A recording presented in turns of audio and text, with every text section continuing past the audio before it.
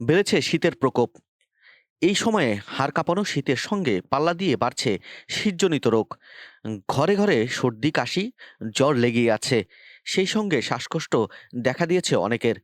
পুরো মৌসুমটাই নাক কান গলা বিশেষজ্ঞদের চেম্বারে রোগীদের ভিড় দেখা যায়। শীতকালে প্রধানত দুইটি কারণে মানুষ আক্রান্ত হয় বেশি। তাপমাত্রার পরিবর্তনের কারণে শরীরের রোগ প্রতিরোধ ক্ষমতা দুর্বল হয়ে পড়ে। একই সঙ্গে পরিবেশের শুষ্কতার কারণে বাতাসে জলীয় বাষ্পের বা আর্দ্রতা কমে যায়।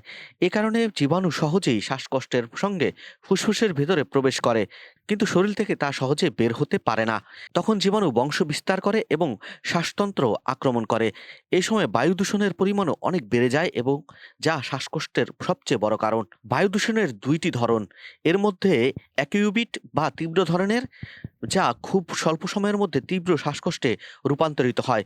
দ্বিতীয়টি হলো ক্রনিক বা দীর্ঘস্থায়ী শ্বাসকষ্ট, যার তীব্রতা প্রথমে কম থাকে, পরে ধীরে ধীরে বাড়তে থাকে এবং খারাপের দিকে চলে যায়।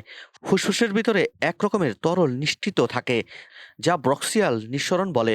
এই তরলের সাহায্যে শ্বাসতন্ত্রের ভিতরে থাকা সিলিয়া কোষ শ্বাসের মাধ্যমে ফুসফুসে ঢুকে পড়া ধুলাবালি ও জীবাণুকে বের করে দেয়। কিন্তু বাতাসের আর্দ্রতা কমে যাওয়ার কারণে শ্বাসতন্ত্রে শুষ্ক ভাব তৈরি হয়। এই সময় পর্যাপ্ত পরিমাণে পানি না খাওয়ার কারণে বক্সিয়াল নিঃসরণ কমে যায়।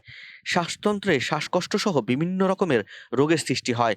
শীতকালে বাইরে বের হলে অবশ্যই মাস্ক পরা উচিত, বিশেষ করে যাদের শ্বাসের সমস্যা রয়েছে। তারা এই সময় মাস্ক ব্যবহার করলে এই সমস্যা কিছুটা কম হতে পারে।